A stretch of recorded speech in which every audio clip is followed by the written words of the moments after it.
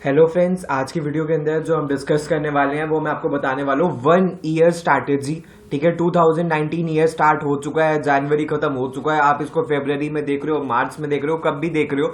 ठीक है, मोर और लेस आपके पास 1 ईयर बचा है, starting from IFT, CAT till SRCC GBO। तो सारे एग्जाम्स के अंदर हमें क्या क्या करना चाहिए, वर्बल सेक्शन के लिए क्या क्या करना चाहिए, सब कुछ मैं इस वीडियो के अंदर बताने वाला हूँ। डूज डोंट्स, क्या क्या चीजें आपको अपने माइंड में रखनी चाहिए। सो माई नेम इज अनुभव गुप्ता, लेट स्टार्ट। तो फ्रेंड्स, इससे पहले हम स्टार्ट करें, मैं आपको बता दूं यार, ये हमारा इंस्टाग्राम हैंडल है।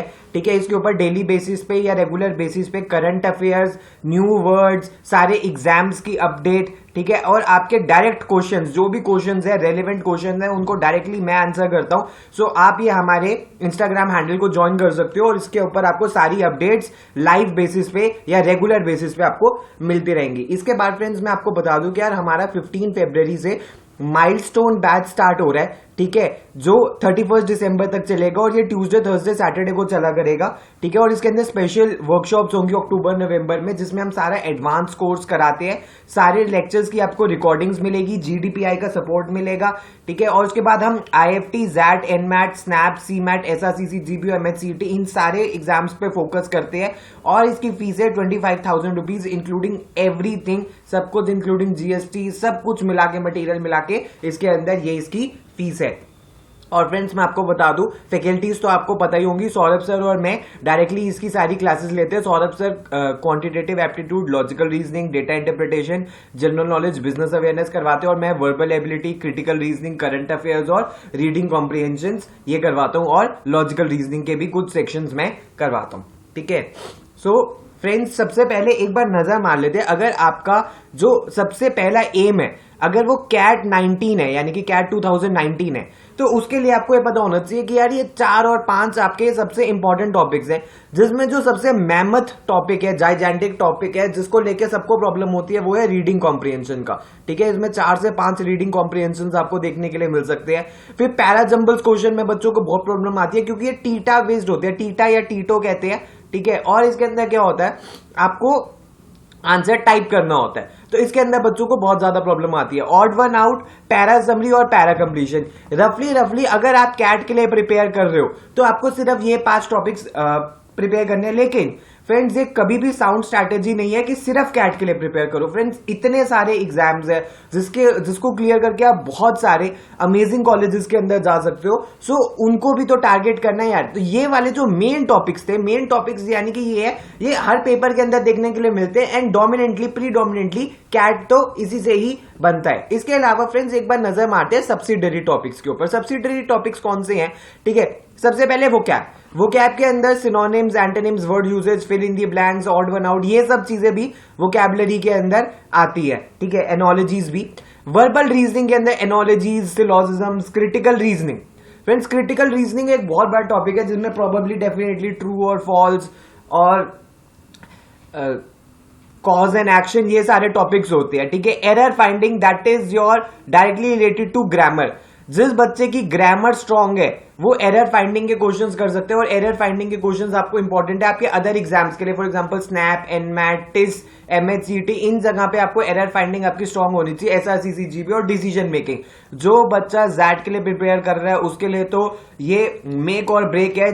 मतलब मैंने बहुत सारे बच्चों को देखा है जो और सेक्शंस में कंपैरेटिवली सिर्फ अपनी कट ऑफ क्लियर कर पाते हैं और डिसीजन मेकिंग में बहुत अच्छा स्कोर करते हैं, जिसकी वजह से उनको ZAT से XLRI की कॉल भी आ जाती है। तो यानी कि अपार्ट फ्रॉम मेन टॉपिक्स, आपको इन सारे टॉपिक्स के लिए भी प्रिपेयर करना है, क्योंकि आप सिर्फ कैट के लिए प्रिपेयर नहीं करोगे, आप बाकी सारे एग्जाम्स के लिए प्रिपेयर करोगे। सो यहां से लेके यहां तक ये आपके इंपॉर्टेंट टॉपिक्स है। इसके अलावा भी फ्रेंड्स कुछ टॉपिक्स होते हैं, ठीक है, लेकिन उनकी डिटेल में मैं नहीं गया हूं, क्योंकि जब आप पढ़ना स्टार्ट करोगे, कोई भी आप स्टडी मटेरियल उठाओगे, उसमें आपको वो टॉपिक्स मिल जाएंगे। लेकिन फ्रेंड्स, मेरा पर्पस यही आपको बताने का कि ये जो मेन टॉपिक्स है, इनको आपको रेगुलर बेसिस पे करना है, और जो सब्सिडरी टॉपिक्स है, ठीक है, इनको आपको प्रैक्टिस इनमें करनी है और इनको पढ़ना पड़ेगा। फ्रेंड्स, प्रॉब्लम क्या है कि बच्चे क्या करते हैं कि इसकी प्रैक्टिस नहीं करते और इसको पढ़ते नहीं है। आपको इनको अंडरस्टैंड करना है, ठीक है, क्योंकि ये सारे टॉपिक्स बहुत सारे बच्चों को नहीं आते होते। ये वाले टॉपिक्स सारे बच्चों को आते होते हैं, यहां पे आपको सिर्फ प्रैक्टिस करनी है।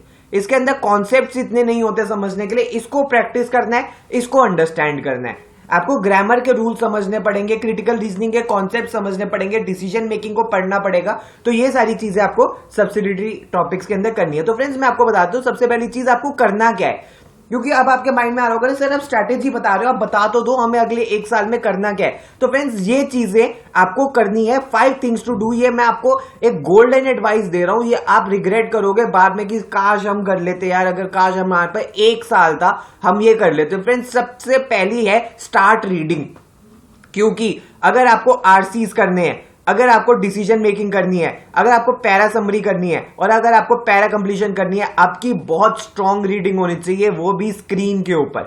क्योंकि फ्रेंड्स क्या होता है, हम पेपर और उस पर तो बहुत इजीली पढ़ लेते हैं रजिस्टर के अंदर, ठीक है, लेकिन जब स्क्रीन पे पढ़ने की बारी आती है तो आंख में दर्द होने लगता है, सर में दर्द होने लगता है, कुछ समझ नहीं आ रहा होता, कुछ मार्क नहीं कर सकते। ये प्रैक्टिस आपको शुरू करनी है, स्टार्ट रीडिंग आपको करना पड़ेगा। क्योंकि जिस बच्चे की रीडिंग स्किल नहीं है, ठीक है, वो कभी भी आरसीज को सॉल्व नहीं कर सकता। और इसमें आपको डाइवर्स टॉपिक्स पढ़ने पड़ेंगे, ह्यूमैनिटीज के टॉपिक्स, बिजनेस अवेयरनेस के टॉपिक्स, सोशल साइंस के टॉपिक्स, एंथ्रोपोलॉजी के टॉपिक्स, साइंस के टॉपिक्स, ये आपको अलग अलग टॉपिक्स पढ़ने पड़ेंगे। क्योंकि हर एग्जाम के अंदर डाइवर्स टॉपिक से क्वेश्चन आ सकते हैं। For example IFT business awareness से पूछता है, ठीक है, बिजनेस वर्ल्ड से, कैट में मिक्स टॉपिक्स आते हैं, जैट में तो कॉम्प्लिकेटेड आरसीज आते हैं। तो इन सब के लिए सबसे पहली चीज है आपको नेक्स्ट 1 ईयर के अंदर स्ट्रॉन्ग रीडिंग प्रैक्टिस करनी है। उसके बाद develop good grammar skills, because ये आपको फायदा सिर्फ और सिर्फ एग्जाम्स के लिए नहीं, इसके बाद आपको जीडी और पीआई के लिए भी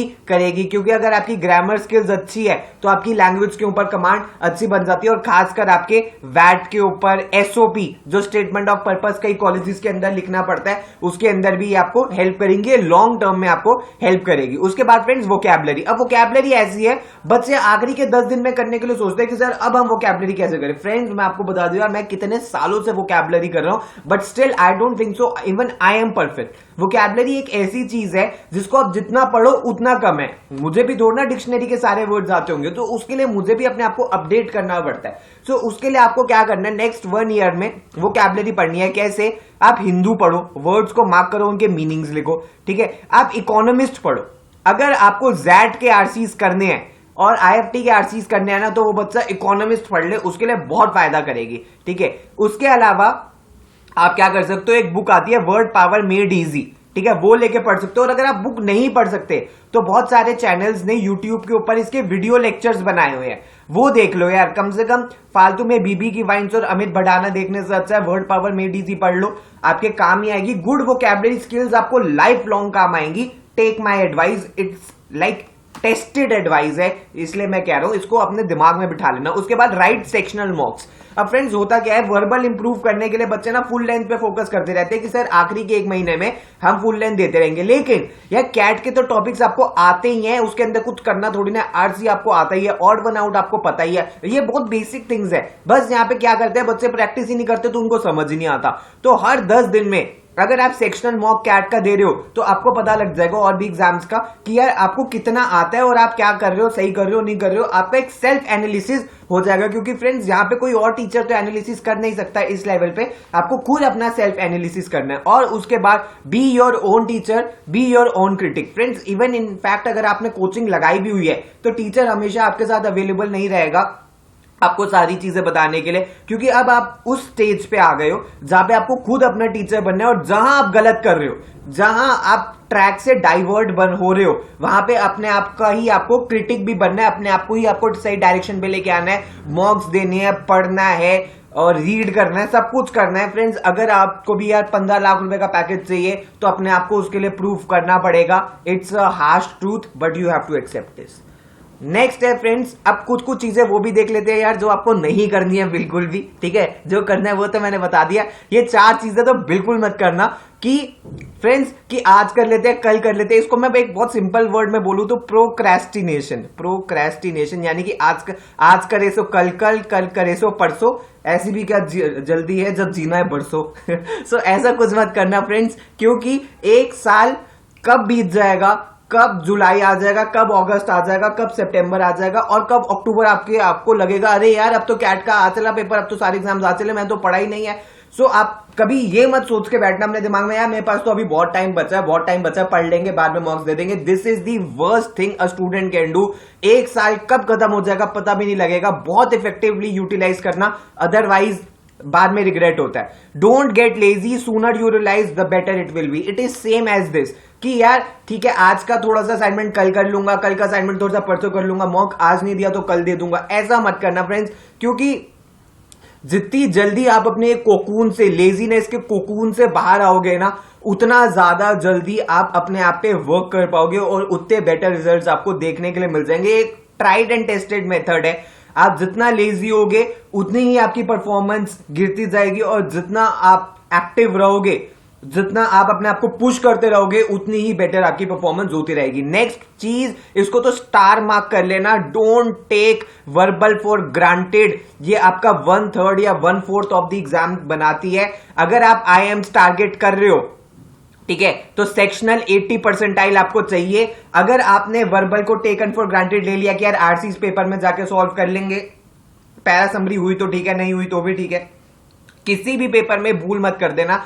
क्योंकि फ्रेंड्स आप क्वांट्स में मंथ्स एंड मंथ्स स्पेंड करते हो, सारे क्वेश्चन सॉल्व करते हो, सब कुछ करते हो, अर्थमेटिक करते हो, मॉडर्न मैथ्स करते हो, ज्योमेट्री करते हो, ठीक है, लॉजिकल रीजनिंग करते हो, डेटा इंटरप्रिटेशन के सारे क्वेश्चंस करते हो। लेकिन वर्बल को आते ही बच्चे टेकन फॉर ग्रांटेड ले लेते हैं। बिना वर्बल के कोई भी पेपर क्लियर नहीं हो सकता। Take my words, it is impossible to clear any paper without good score in verbal section. और उसके बाद लास्ट चीज जो बहुत सारे बच्चे एंड तक आते आते कर देते हैं, वो फ्रस्ट्रेट हो जाते हैं और क्विट कर देते हैं, जो आपको बिल्कुल नहीं करना है। ठीक है फ्रेंड्स, क्योंकि जब भी आप क्विट करने का आपके दिमाग में ऑप्शन आया ना, प्लीज ये सोच लेना किस मोटिव से आपने स्टार्ट किया था। 15 लाख रुपए की सैलरी चाहिए या नहीं चाहिए, या आप अपने पैकेज से खुश हो, या अपनी पोजीशन से खुश हो या नहीं हो। तो फ्रस्ट्रेट होके अगर आप क्विट कर देते हो तो इसमें सिर्फ आपका लॉस है, किसी और को कोई फर्क नहीं पड़ेगा। So self motivation is the key which I would suggest. तो ये सारी टिप्स मैं आपको देना चाहता था। तो फ्रेंड्स दैट वाज